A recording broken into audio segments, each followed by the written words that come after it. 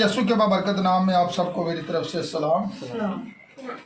आए ज़बूर नंबर 84 में से आज खुदा के कलाम अक़दस को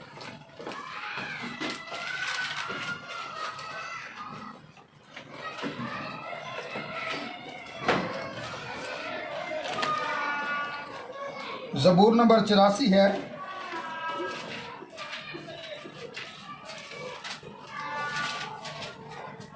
और उसकी आयत नंबर है 4। यहां पर कुछ इस तरह से लिखा हुआ है, मुबारक हैं वो जो तेरे घर में रहते हैं, वो सदा तेरी तारीफ करेंगे। खुदावंद के कलाम के पढ़े जाने पर खुदा की बरकत हो। तशरीफ रखें। आज हम खुदा के कलाम अक़दस के बारे में सीखेंगे कि मुबारक है वो जो तेरे घर में रहते हैं, जो तेरी तारीफ करते हैं, जो तेरी सताइश करते हैं, जो तेरी परस्तिश करते हैं, क्योंकि परस्तिश करना रास्तबाजों को ज़ेबा है। सो यहाँ पर देखें, बहुत से ऐसे लोग हैं जो सनमा घर के अंदर रहना पसंद करते हैं। बहुत से ऐसे लोग हैं जो बादशाहों के घरों के अंदर रहना पसंद करते हैं। बहुत से ऐसे लोग हैं जो बड़ी बड़ी इमारतों के अंदर रहना पसंद करते हैं। लेकिन खुदा का कलाम जो है वो हमें इस बात के बारे में बताता है कि वो लोग कौन हैं जो मुबारक हैं। वो लोग मुबारक नहीं हैं जो आलीशान घरों के अंदर रहते हैं, जो बादशाहों के घरों के अंदर रहते हैं, बल्कि खुदा का कलाम यहाँ पर हमें सिखाता है मुबारक वो लोग हैं जो खुदावंद के घर में रहते हैं। तो आप लोग मुबारक हैं जो उसके घर के अंदर हैं। खुदा का बंदा दाऊद कहता है कि एक दिन जो है 1000 दिन से बेहतर है कि एक दिन में अगर खुदा के हजूर में रहूं, और अगर 1000 दिन में इधर उधर घूमता रहूं तो उससे क्या है, वो एक दिन बेहतर है। और दूसरे लोग खतरा में हैं जो खुदा की हजूरी में नहीं है, जो खुदा के घर में नहीं है, वो खतरे में हैं। तो यहां पर सीखें खुदा का बंदा दाऊद किस तरह कहता है कि मैं खुश होया जदों मैनू खुशी से। जो लोग खुदा के घर में आते हैं, बहुत से ऐसे लोग हैं जो इस बात के ख्याल में रहते हैं कि परस्तिश हो जाएगी तो मैं बाद में चला जाऊंगा। इबादत वो होती है, परस्तिश के बगैर इबादत जो है वो मुकम्मल ही नहीं है। सबसे पहले परस्तिश है। अगर हम उसकी परस्तिश करेंगे तो फिर उसकी आवाज को सुनेंगे। और यहां पर देखें, खुदा कलाम करता है तो हर एक चीज तख्लीक हो जाती है। खुदा ने जो है फरिश्तों को बनाया, लूसीफर को बनाया जो कि एक बहुत बड़ा क्वायर लीडर था, जो परस्तिश करवाता था और परस्तिश करता था। और देखें, अब वो हमारा जो खुदा है, जो इबादत के लायक है, जो परस्तिश के लायक है, तो उसने हमें बनाया इसलिए है कि हम उसकी क्या करें, इबादत करें और परस्तिश करें, क्योंकि वह परस्तिश के लायक है। बाप ऐसे परस्तार ढूंढता है, यह बात यीशु ने कही है, जो रूह और सच्चाई से उसकी क्या करें परस्तिश। और अगर हम परस्तिश के वक्त आते ही नहीं हैं, हम ये कहते हैं कि खैर जब पैगाम शुरू होगा तो मैं पहुंचाऊंगा। आप पूरी इबादत को डट करें, वो इबादत है। आप परस्तिश भी करें, उसकी आवाज को भी सुने, क्योंकि जब आप परस्तिश करते हैं तो खुदा आपकी सुन रहा होता है। जब वो कलाम करता है तो फिर आप उसकी सुन रहे होते हैं। और खुदा आपकी परस्तिश से मसरूर होता है, खुश होता है। और बहुत से लोग जो हैं वो ऐसा करते हैं कि परस्तश के वक्त नहीं आते, लेकिन जब परस्तश हो जाती है तो वो तब आते हैं। लेकिन आज खुदा के कलाम अक़दस में से सीखे, मुबारक है वो जो सदा तेरी क्या करेंगे, तारीफ, और जो तेरे घर के अंदर रहते हैं। यस, और यहां पर हम देखते हैं कि वो कौन लोग हैं जो मुबारक हैं, जो खुदावंद के घर में रहते हैं। हम गीत तो गाते हैं, जबूर गाते हैं, तू आँख है मेरी जान मुबारक, खुदा है, ऐसी बात है। यस, लेकिन हम अगर उसके घर के अंदर आएंगे, उसकी इबादत करेंगे, तो फिर ही वो क्या होगा, मुबारक होगा, फिर ही हम मुबारक होंगे। खुदा तो पहले ही मुबारक है, फिर हम मुबारक होंगे। अगर हम उसके घर के अंदर टाइम पर नहीं आते,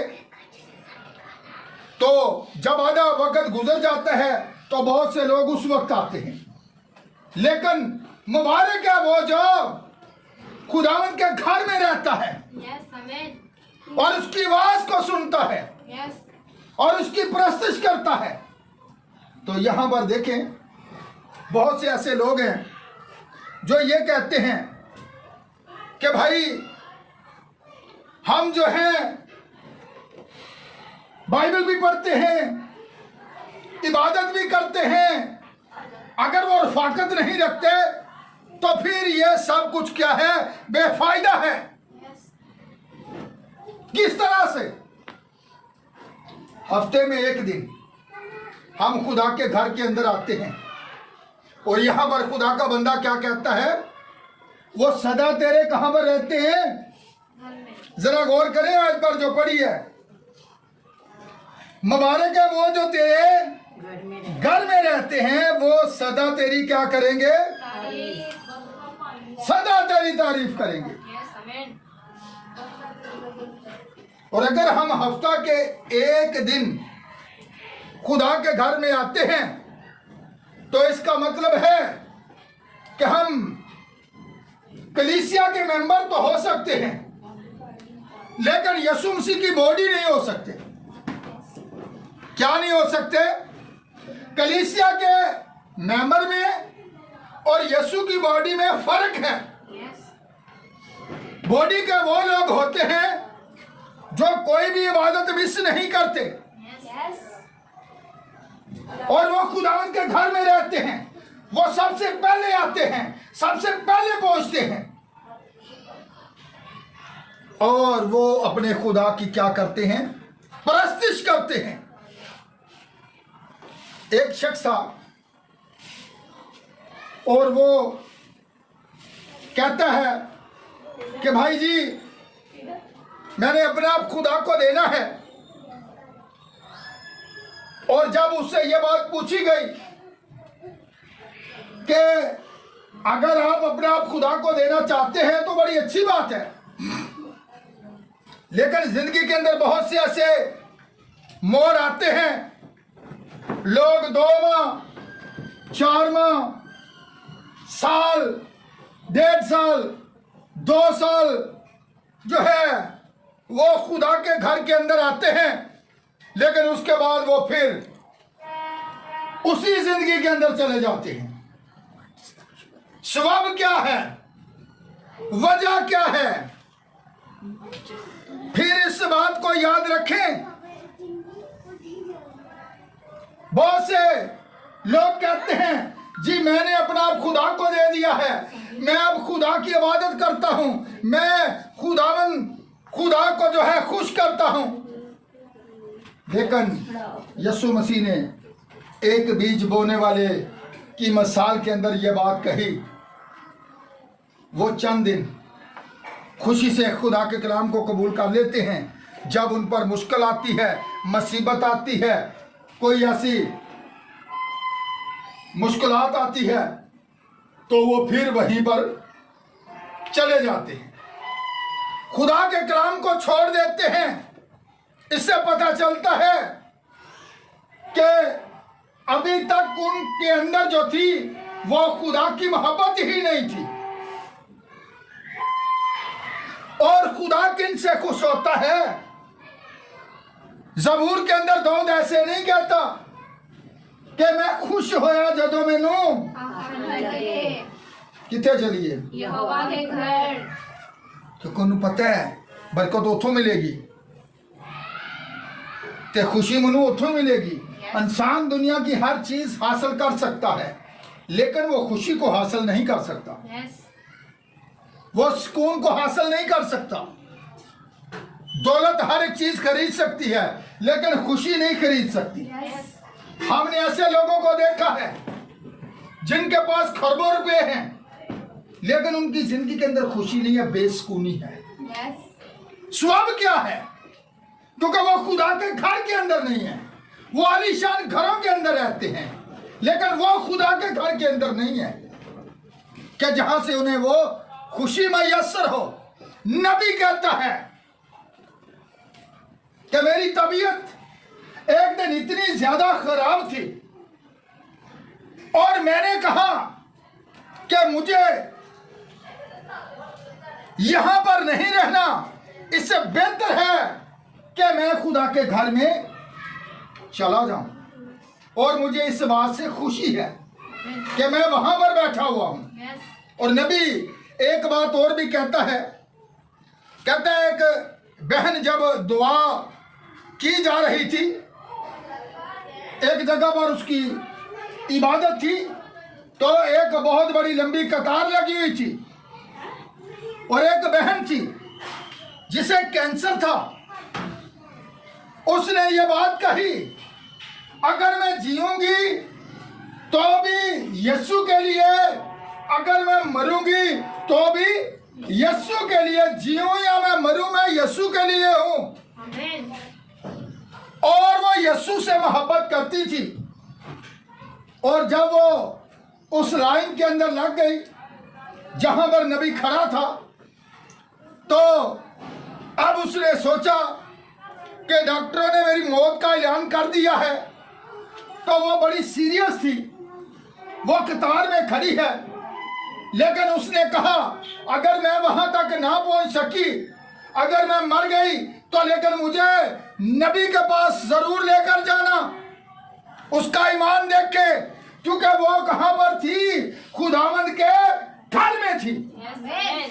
और ऐसा ही हुआ, वो औरत खड़ी खड़ी उस कतार में मर गई।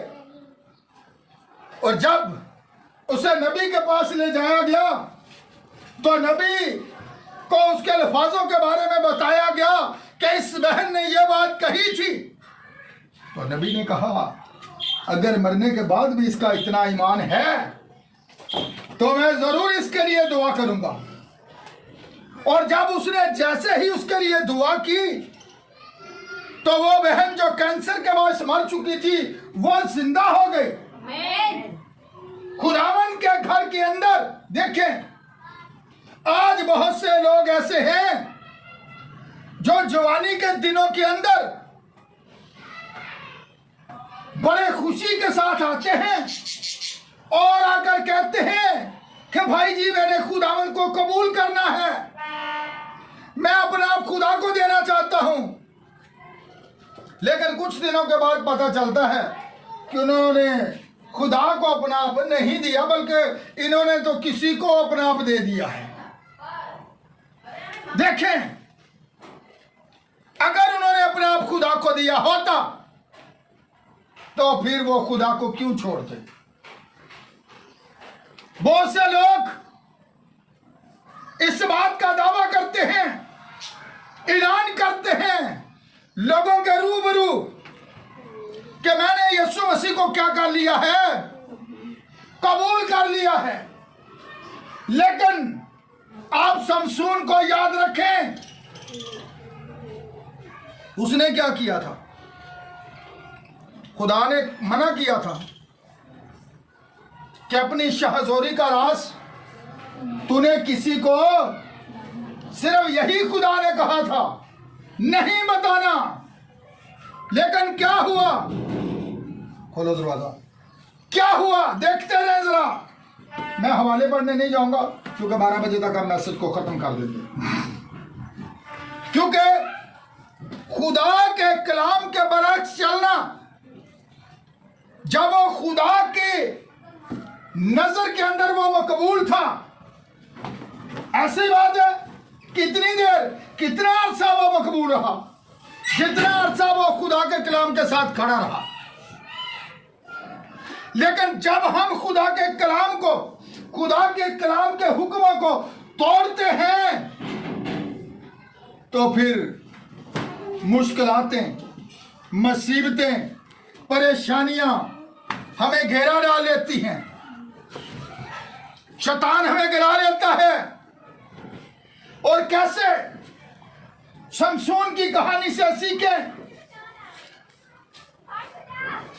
उसके दुश्मन जो थे वो बड़े परेशान थे कि किस तरीका से जो है इसको पकड़ा जाए। लेकिन उन्होंने क्या किया, उन्होंने एक औरत को लिया है, एक लड़की को लिया है और उससे उन्होंने खरीदा है और उससे कहा है कि अगर तू इससे ये बात उगलवा ले, दरियाफ्त करे कि इसकी जो शहज़ोरी का राज है वो है क्या, ताकि हम किसी तरीका से जो है इसको पकड़ सकें और इसको बांध सकें। क्योंकि जब हम, अब देख लें इब्लीस किस तरीका से काम करता है। यीशु मसीह ने यह बात ऐसे थोड़ी की थी कि एक नौकर 2 मालिकों की खिदमत, या तो आप अपने कामों से साबित करेंगे कि आप इब्लीस को खुश करने वाले हैं, फिर आप कहते हैं कि जी मैं खुदा को खुश करने वाला हूं। हफ्ता के एक दिन जिसे हम संडे मीटिंग कहते हैं, अगर हम उस दिन ही आते हैं तो फिर हम कलीसिया के मेंबर हो सकते हैं यीशु मसीह की बॉडी में। हमेशा मैंने जब भी किसी को बपतिस्मा दिया तो मैंने ये इकरार जो है लाजमी करवाया कि जो लोग निजात पाते थे वो क्या करते थे, वो रफाकत भी रखते थे, वो रोटी भी तोड़ते थे, वो दुआ करने में भी मशगूल रहते थे और वो तालीम पाने में भी। 4 काम थे।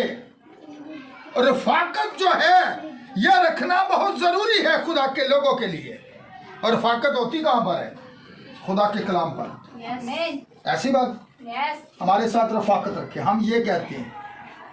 रफाकत क्या है, जब आप रफाकत रखेंगे आप खुदा के कलाम को सीखेंगे, जब आप रफाकत रखेंगे आप तालीम को पाएंगे, आप दुआ में ठहरेंगे तो आप यीशु मसीह की मुकम्मल बॉडी होंगे। वो सारे और मुबारक है वो जो खुदावंद के घर में रहते हैं।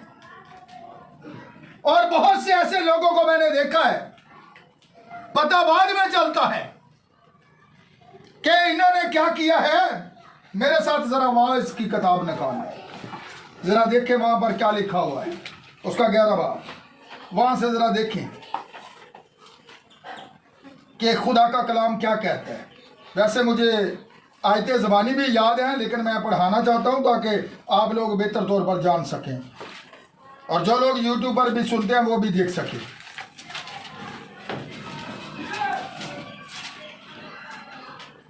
ग्यारह बाब की 9 आयत जी क्या लिखा हुआ है।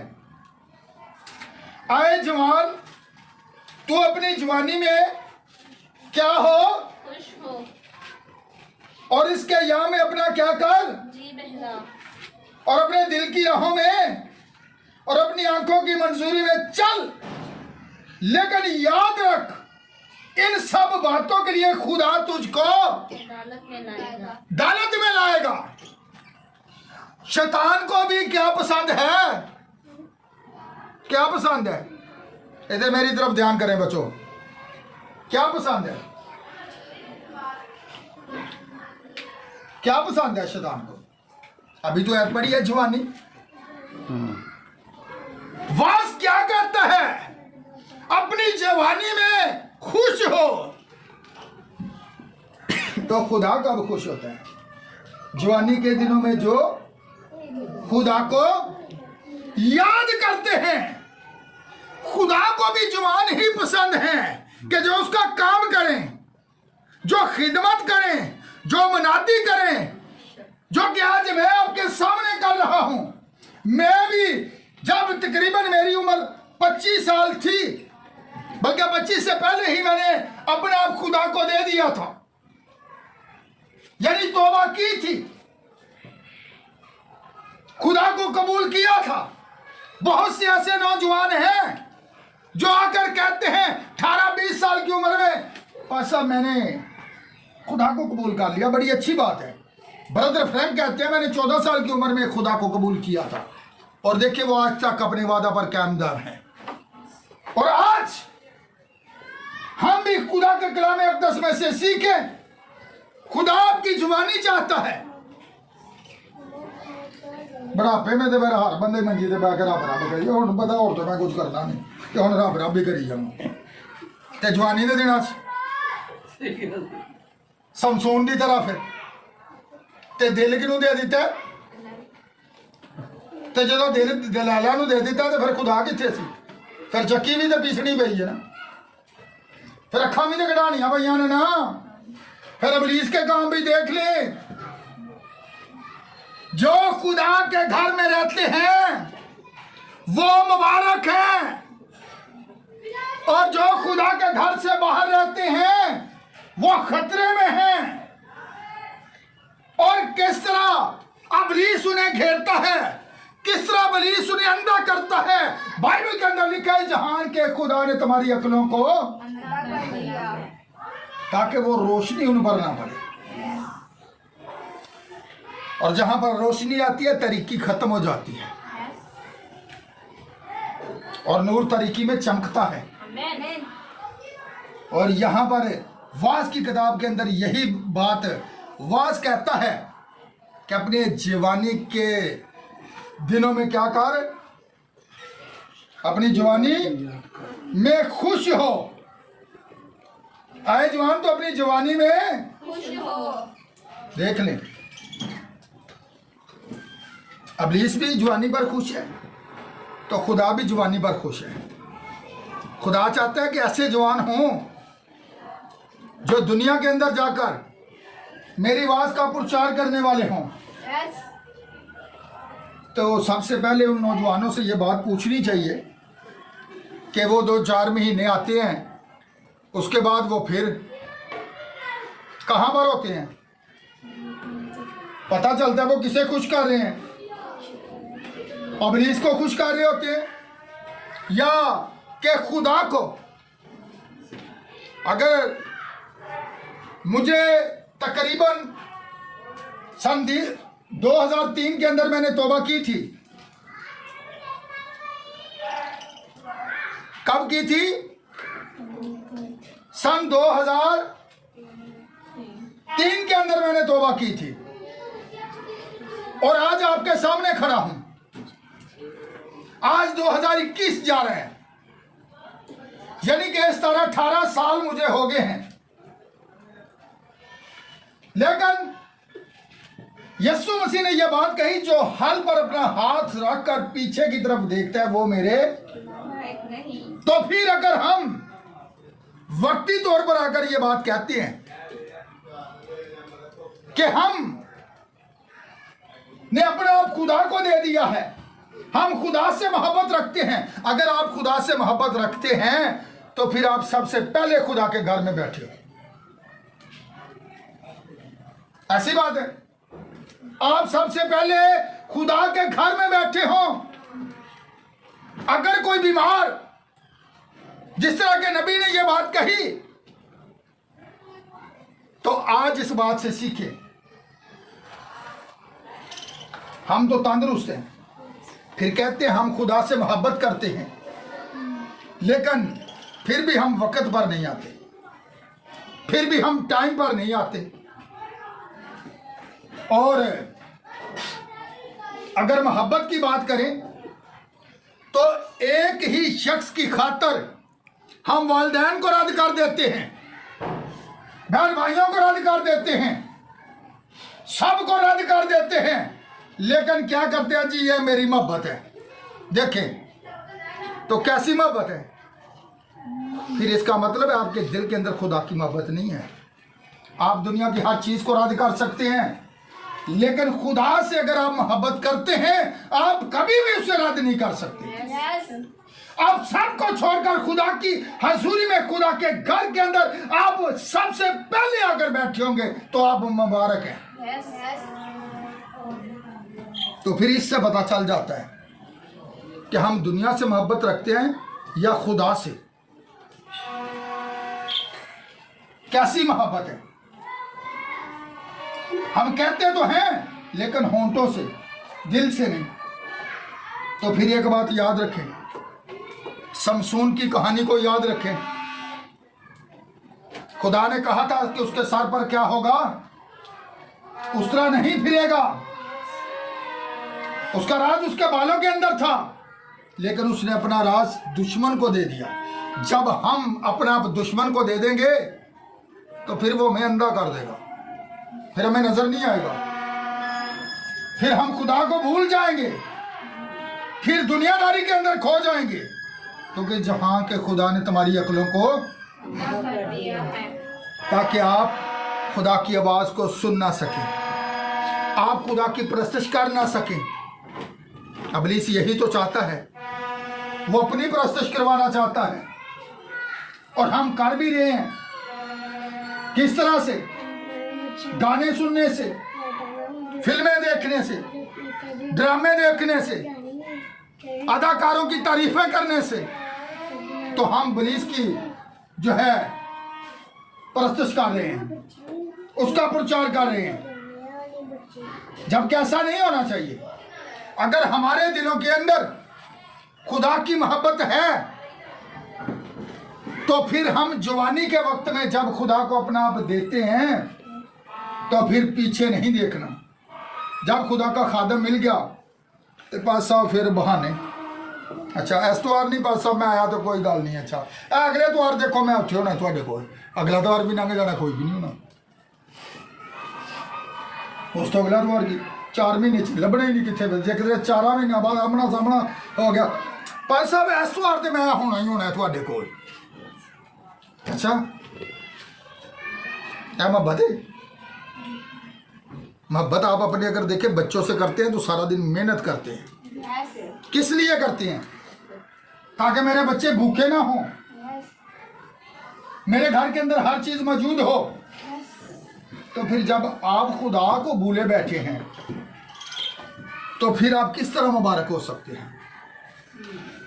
मुबारक ने वो जड़े तेरे सब घर दे रहने वाले, ऐसी बात है। फिर कैसे हम मुबारक हो सकते हैं? तौबा कर ली है, मैंने जी निजात पा ली है।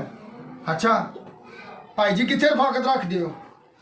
ओ जी रखदा सा, हुण तो 6 महीने हो गए मैं पादरी के मत्थे ही नहीं लगा। की करा, हुण बच्चे भी तो पालने ने। हला जो बंदा दुनिया तो टुट जाता तो कौन पालता? मैंने बहुत से ऐसे लोगों को देखा है, बच्चे छोटे छोटे होते हैं, बाप का साया उन बच्चों के सर से उठ जाता है, लेकिन बच्चे फिर भी पल जाते हैं, निज़ाम चलता रहता है। ये सब बहाने हैं। आप खुदा के कदमों में आए, आप उसकी हजूरी में आए तो आपको पता चलेगा कि वो किस तरह आपको बरकतें देता है, किस तरह आप मुबारक हैं। और मुबारक कौन है? मुबारक के बारे में और हवाले देखना चाहते हैं तो मेरे साथ जरा निकाले इस्तिशना की किताब। फिर वो क्या कहता है, कौन मुबारक होंगे? जरा निकाले एक हवाला देखेंगे। मैंने हवाले आज नहीं दिए। हाँ जी, इस्तिशना निकाले 28 बाब, वहां से देखें जरा कौन मुबारक होंगे।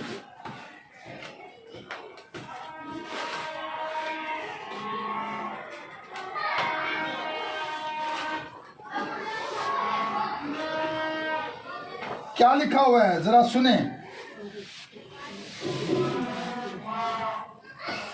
जी पढ़े इसकी जरा 3 आयत से। शहर में भी तू क्या होगा, मुबारक हो, खेत में भी तू, मुबारक होगा, तेरी औलाद और तेरी जमीन की पैदावार और तेरे चौपाइयों के बच्चे, यानी गाय बैल की भर्ती और तेरी भेड़ बकरियों के बच्चे क्या होंगे, मुबारक होंगे, और तेरा टोकरा और तेरी कटौती दोनों क्या होंगे। मुबारक तू होंगे, अंदर आते वक्त क्या होगा, मुबारक, तू बाहर जाते वक्त भी क्या होगा। मुबारक होगा, खुदावन तेरे दुश्मनों को जो तुझ पर हमला करे तेरे रूबरू क्या करेगा, शिकस्त दिलाएगा। वो तेरे मुकाबला को तो एक ही रास्ता से आएंगे पर 7 रास्तों से होकर तेरे आगे से भागेंगे, खुदावन तेरे अंबार खानों में और सब कामों में जिनमें तू हाथ लगाए बरकत का हुक्म देगा। यस, और खुदावन तेरा खुदा उस मुल्क में जिससे वो तुझको देता है बरकत बख्शेगा। आमीन, और आप सुने क्या किस तरह खुदा यहां पर कहता है कि अगर तू क्या करे, खुदावन अपने खुदा के हुक्मों को मानकर जान फशानी से क्या करे, उन पर अमल करे, तो तू क्या होगा, घर में भी मुबारक होगा। काम जो और तू घर मुबारक है वो जो सदा तेरे घर के अंदर रहते हैं, वो सदा तेरी क्या करेंगे, तारीफ करेंगे। जो खुदावन की तारीफ करते हैं, जो उसके घर के अंदर रहते हैं, वो मुबारक हैं। आमीन, ते अज असी किनू मुबारक देने दुनियादारी मुबारक एवं गल है ना। लेकिन एक बात याद रखें, खुदा किन्हें मुबारक कहता है, खुदा मुबारक उन्हें कहता है जो उसके घर में रहते हैं और वो अपना वक्त उसे देते हैं। यस, इससे पता चलता है कि वो खुदा से वाकया ही मोहब्बत रखते हैं। यस, तो अगर हम आकर बड़े शौक से कह देते हैं जी पास साहब मैंने तो खुदा को कबूल कर लिया, अच्छा तो फिर 4 को त्वार होना है तो 5वें त्वार लभना ही नहीं, पादरी साहब कितने ने ते खुदा कितने, खुदा नहीं भूल जाना। अच्छा तो जो मुलाकात हो जानी है ना तो फिर पता कि बहाने, फिर झूठ तो झूठ, अच्छा इस त्वार मैं ठीक हूँ, अच्छा एक त्वार आ जाना है साल च तो फिर नहीं लभना 6 महीने। यस, इत्थे पता लग जाएगा कि तुसी जिहड़ा है अपना आप खुदा नूं नहीं बल्कि शैतान नूं दे दिता है। यस, एक बात याद रखें, समसून से सीख लें, उसने तो फिर भी जो है इकरार कर लिया था, और उसके बाल जो थे जब दुश्मनों ने काट दिए थे तो उसके बाल फिर बढ़ने लगे थे, यस, बढ़ने लगे थे, और उसने खुदा से वो ताकत मांगी थी। लेकिन आप आज खुदा को कबूल करके वापस तो आते ही नहीं है कि मैं खुदावन गलती कर बैठा हूँ, मैं गुमराह हो गया था, मुझे माफ़ फरमा दो, वो माफ़ फरमाने के लिए मौजूद है। यस, लेकिन एक बात याद रखें, आप उसके घर में, घर के अंदर आए। मैं इसीलिए ये बात कहता हूँ और ये बात बाइबल कहती है, रफाकत रखना बहुत ज़रूरी है। यस, अगर आप रफाकत नहीं रखेंगे तो इब्लीस आपको ऐसे फटकेगा जैसे मुंजी को हम फटकते हैं, चावल कैसे निकलते हैं, इस तरह पकड़ा होता है गट्ठा और ऐसे जोर जोर से उसे मार रहे होते हैं, इस तरह फिर इब्लीस फटकता है। तो खुदा ये नहीं चाहता, अगर आप अपने आप खुदा को दे देते हैं तो फिर दोबारा इब्लीस को खुशी ना करें। सो खुदा आपको आज के कलाम के वसीला पर कर दे।